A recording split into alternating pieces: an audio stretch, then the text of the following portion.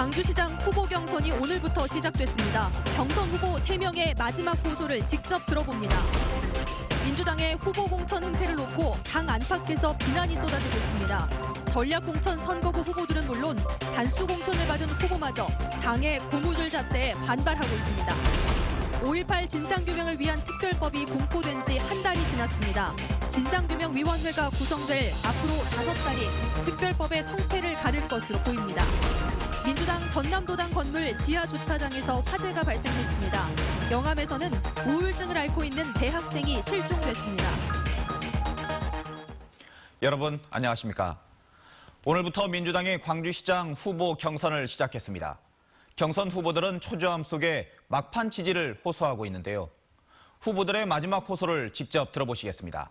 발언 순서는 가나다 순입니다.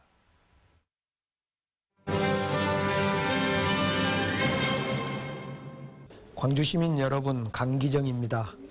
당원 여러분, 당을 지킨 강기정입니다. 제가 뜨겁게 광주를 사랑해 왔습니다. 함께 광주와 부대끼며 살아왔습니다. 이제 호남이 변해야 되고 광주가 변해야 됩니다. 문재인 정부에 들어서서 기회입니다.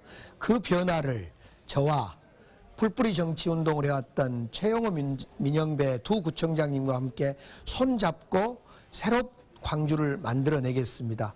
단일화를 했습니다. 저희들에겐 또한 대통령, 문재인 대통령이란 든든한 지원군이 있습니다. 젊은 수석과 586 장관들이 있습니다.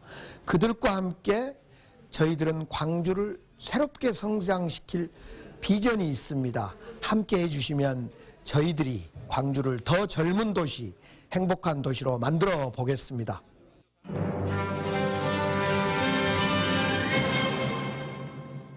광주 시민 여러분, 더불어민주당 권리당원 여러분, 완전히 새로운 광주를 위한 문재인의 선택, 양양자 인사드립니다. 지금 문재인 정부가 어려운 국면에 처해 있습니다.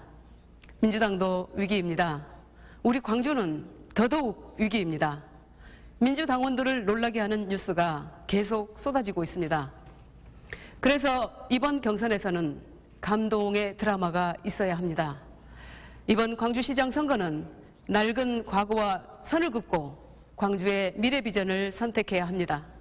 우리 광주 시민들이 앞장서서 우리 자식들의 미래를 선택해야 합니다.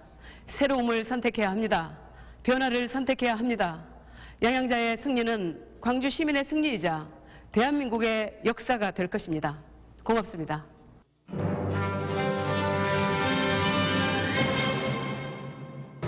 존경하는 광주 시민 여러분, 저는 김대중, 노무현, 문재인 세 분의 민주 대통령을 모시고 중요한 국정 과제들을 완수했습니다. 이제 광주 시민을 모시고 광주를 대한민국의 중심 도시로 우뚝 세우겠습니다. 오늘부터 내일까지 휴대폰으로 걸려오는 민주당 경선 투표에서 저 이용섭을 선택해 주십시오. 각종 비방과 모함으로부터 저 이용섭을 지켜주십시오. 시민들의 삶을 바꾸는 첫 일자리 시장이 돼서 은혜에 보답하겠습니다. 상대 후보에게 정중하게 요청합니다. 이제 허위 비방 그만하고 정책 선거 합시다. 허위 비방으로는 광주 경제를 살릴 수 없습니다. 감사합니다.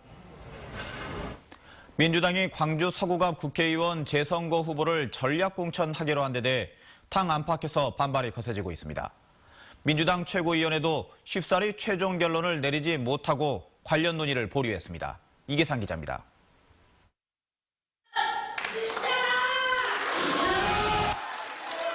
광주 서구갑 국회의원 재선거 후보 경선을 갑자기 중단하고 전략 공천을 한다는 소식이 알려지자 공정한 경선을 기대했던 후보 측의 지지자들이 한 목소리로 전략 공천 결정 철회를 요구하고 나섰습니다. 송갑석 예비후보는 같은 선거구에서 두 차례나 여성 전략 공천을 하겠다는 것은 민주화를 위해 싸워온 광주 시민을 무시하는 행위라고 성토했습니다. 김대중 대통령을 만들고 노무현 대통령을 만들 때 전략 공천으로 나고 있는 그 후보는 과연 어느 곳에서 무엇을 하고 있었습니까?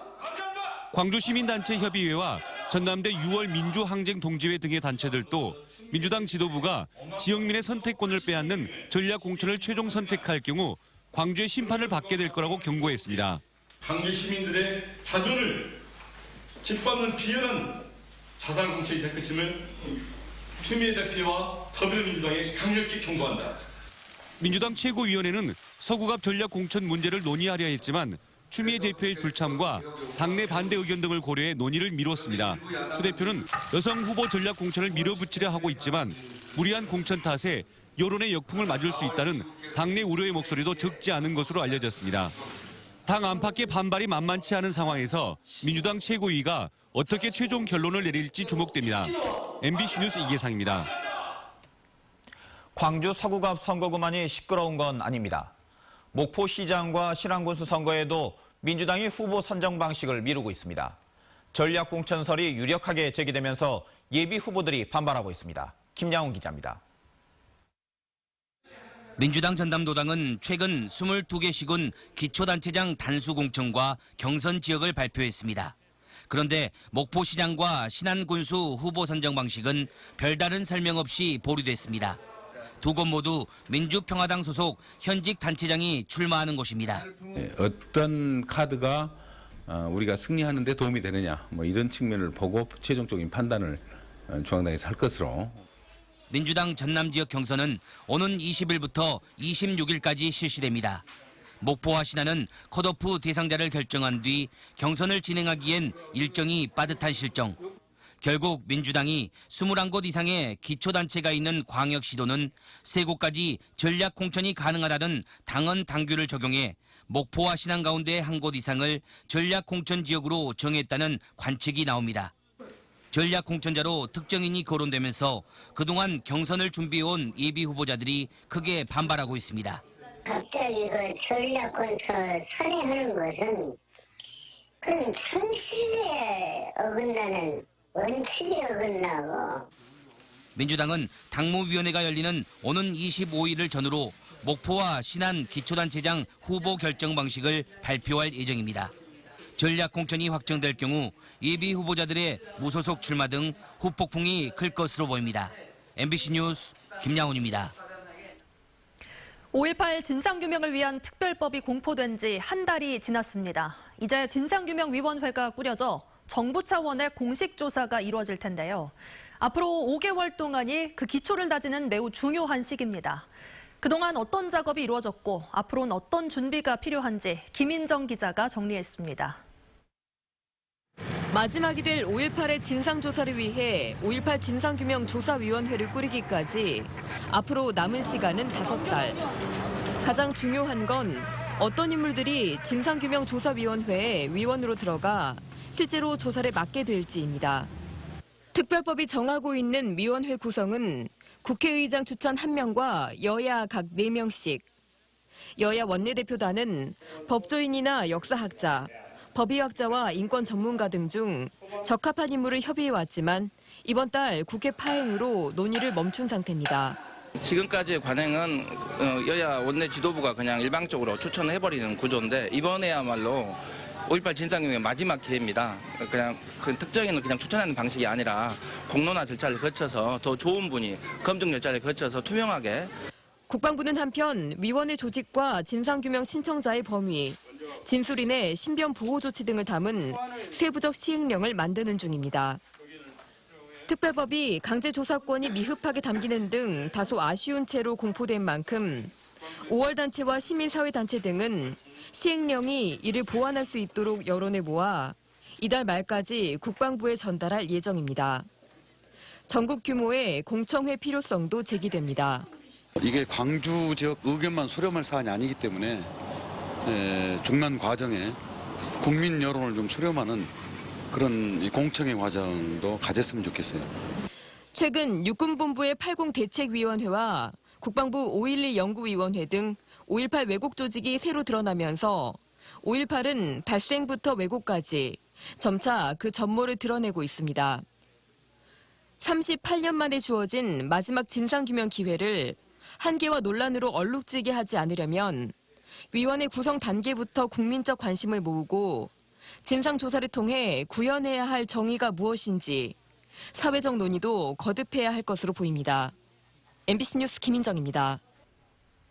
20대 남녀가 오피스텔에서 차례로 추락해 숨지는 사고가 발생했습니다. 사건 사고 소식 김진선 기자입니다. 어젯밤 10시 40분쯤 무안군 삼양읍의 오피스텔 17층에서 대학생 20살 나모 씨와 22살 김모 씨가 잇따라 추락해 숨졌습니다. 나 씨는 남자친구였던 김 씨와 결별한 뒤 남은 짐을 가지러 왔다 김 씨와 다툰 것으로 알려졌습니다. 당시 현장에는 두 사람의 가족과 지인들이 있었지만 현관 문이 잠긴 사이 나 씨가 먼저 추락했고 몇 분 뒤 김 씨도 투신했습니다. 경찰은 부검을 통해 정확한 사인을 밝히기로 했습니다. 추정이 여자가 떨어지고 난 이후에 남자가 그때 쓴 것 같아요. 식탁에 써놨더라고요. 먼저 가서 죄송하다고. 더불어민주당 전남도당이 입주한 건물에서 화재 신고가 접수된 건 오늘 오전 11시 55분쯤. 지하 3층 주차장에 있던 승용차에서 불이 난 겁니다. 인명피해는 없었지만 유독가스가 건물 전체로 확산되면서 상가와 입주민 수십 명이 대피했습니다. 그리고 공기호기 착용하고 내려가서 초기 수화 작업을 했습니다. 그래서 차량 한 대만 터진 걸 발견하고 배연 작업을 실시해가지고 더 이상 피해는 없었습니다. 영암에서는 우울증을 앓고 있던 대학 신입생이 실종됐습니다. 영암의 한 대학 신입생인 18살 김모 양은 지난 16일부터 귀가하지 않아 가족이 경찰에 신고했습니다. 경찰은 대학교 인근 CCTV를 통해 당일 오후 학교 근처 수로의 다리에 들어서는 모습을 확인하고 영암호 주변을 수색하고 있습니다. MBC 뉴스 김진선입니다. 금호타이어 노조가 경영 정상화를 위해 더 열심히 노력하겠다고 밝혔습니다. 금호타이어 노조는 법정 관리를 막기 위한 고육지책으로 중국 더블스타의 자본 유치를 허용하기에 이르렀다고 밝혔습니다.